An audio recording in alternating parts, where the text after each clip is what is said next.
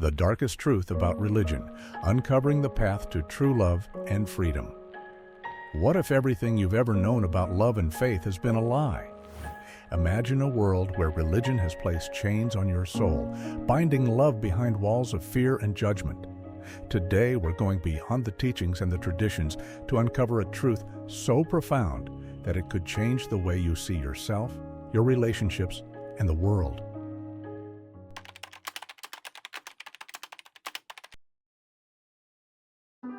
All religions speak of love, yet the kind of love often promoted is not a pure or natural love.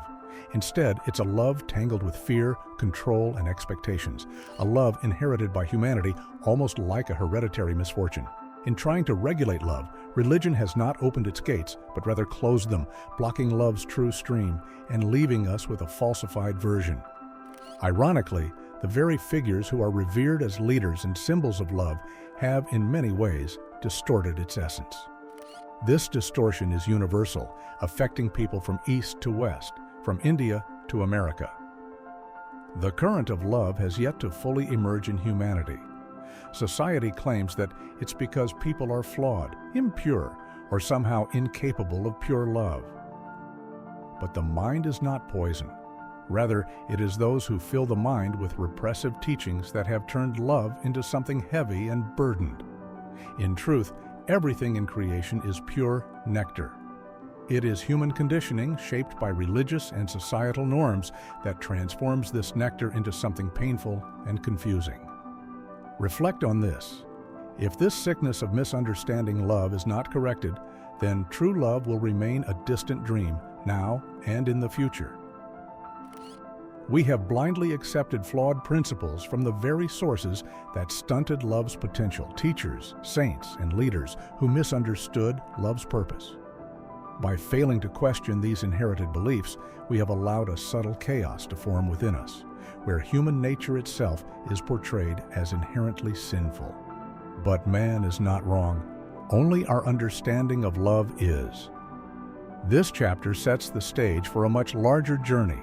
As we delve into these stories and parables, we will ask ourselves, are we truly experiencing love as it was meant to be? Or have we unknowingly bound love with chains of misunderstanding, turning it into something unrecognizable?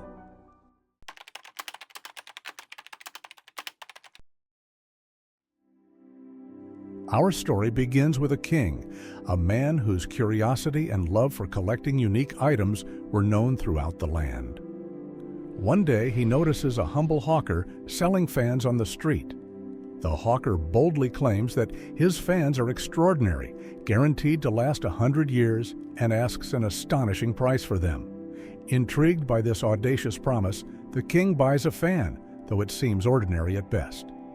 Within days, however, the fan falls apart. Enraged, the king calls the hawker, accusing him of deceit. But instead of defending the quality of the fan, the hawker humbly says, "Your Majesty, perhaps it is not the fan that is flawed, but rather the way it was used." This statement resonates deeply. The king realizes that his misunderstanding of the fan's purpose led to its destruction. Similarly, we often misunderstand the purpose of religious teachings, using them in ways that ultimately harm us rather than uplift us. This simple story sets the stage for a much broader question. Are we using the tools of faith as they were intended, or have we unknowingly twisted their purpose?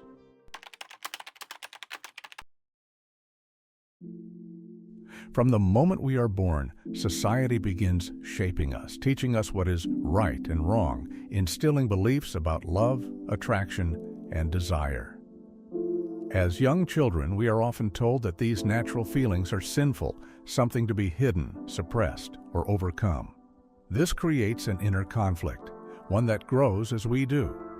Imagine a young child who is taught that showing affection is inappropriate, or that feeling attracted to someone is shameful.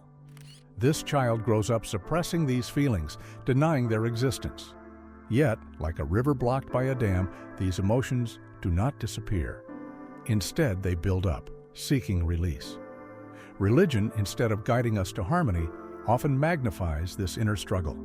The story of the king's fan becomes a metaphor for our own lives. We are given a tool, a set of beliefs, But without true understanding, we misuse it, creating pain and suffering. This inner conflict grows, just as the king's frustration grew, and we end up trapped in a battle against our own nature.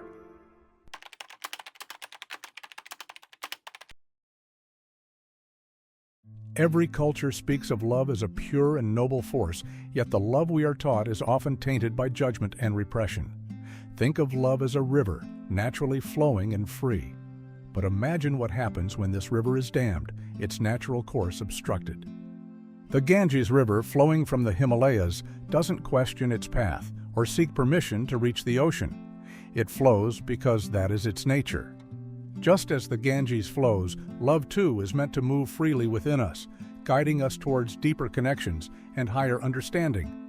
But society, with its rules and restrictions, builds dams along this river, diverting it, muddying it, and transforming it into something almost unrecognizable. These barriers change the way we experience love. Rather than a pure, flowing force, it becomes a source of confusion, shame, and often guilt. The river of love is no longer free to nourish and uplift us. Instead, it festers, hidden beneath layers of societal expectations, transforming into something that feels unnatural and burdened.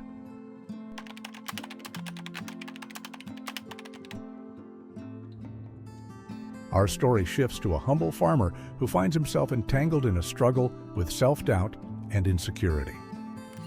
After meeting an old friend, he warmly offers him his finest clothes as a gesture of hospitality. However, as they go from house to house visiting others, a nagging thought begins to take root in the farmer's mind. What if people think these clothes are of his friend and not his? This small thought grows, consuming his focus until he can't hold it back any longer. At one point, he blurts out to a host, "He's a fine man, but just so you know, these clothes are mine." What began as an innocent act of generosity becomes a burden, weighed down by his inner conflict. Embarrassed, he turns to his friend and promises, "I won't mention it again." But when they reach the second house, the urge to explain himself returns. Introducing his friend, he adds, "He's a fine gentleman, and just to be clear, these clothes are his, not mine." Ashamed yet again, he promises his friend that this will be the last time. Finally, they arrive at a third house, and the farmer struggles to keep his thoughts to himself. Introducing his friend, he says, "This is my old friend, a very respectable gentleman." He holds back as long as he can, but the urge wells up within him once more. Trying his best to resist, he finally blurts out, "I have sworn not to say anything about the clothes." The farmer's story illustrates a universal truth. What we suppress doesn't disappear. Instead, it intensifies, controlling our actions and thoughts. Each time he tries to silence the thought, it returns with more power, consuming his mind. This simple act becomes a source of suffering, a reminder of how suppression can transform the innocent into the unbearable.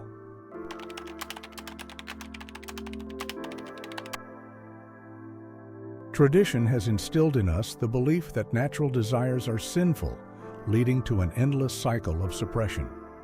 We are told that our instincts are wrong, that to live a virtuous life, we must overcome our most human inclinations.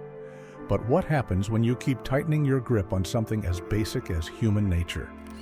Imagine clenching your fist as hard as possible.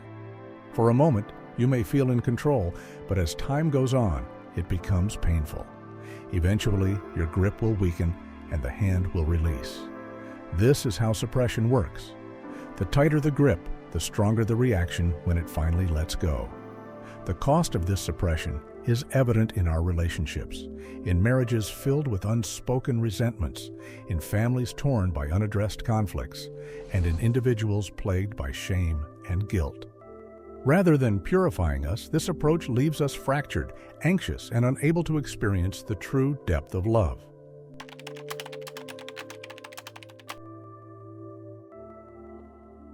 Within each of us lies a statue of love, like a masterpiece hidden within a block of stone.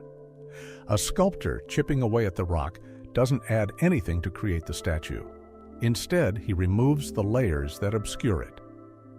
Similarly, love is already within us, waiting to be uncovered.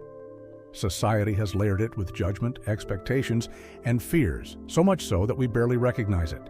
The task isn't to create love, but to remove the barriers that prevent it from surfacing. Love, like the statue within the stone, is not an external treasure we must find. It is an inherent part of who we are, a force waiting to be brought to light.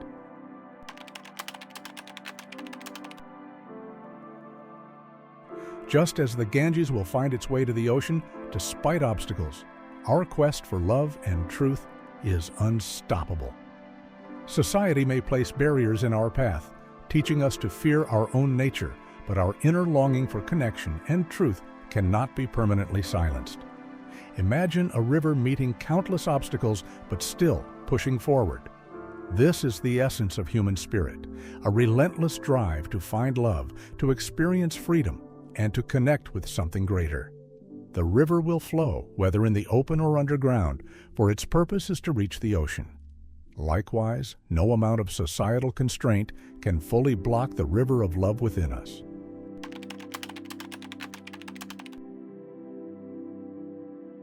To truly experience love, we must challenge the traditions that have held us back. Pure love is possible, but only if we remove the shackles that have poisoned it with fear and repression. This is not about rejecting faith or morality, but about rediscovering the essence of love that transcends the judgments and restrictions imposed by society. Love in its purest form is neither bound by rules nor contained by rituals. It flows naturally without judgment, encompassing compassion, acceptance, and freedom. By embracing love as it is, we find not only a deeper connection to ourselves, but also to each other and to life itself. This sublime love, this inner rose, is possible within each of us. But if we let it be poisoned by fear, how can it ever bloom? Let us peel away the layers of judgment and tradition to reveal the truth that lies beneath. Only then can we see love for what it truly is, a force that needs no validation, no permission, and no restriction. It is the rose of supreme love, a love that simply is.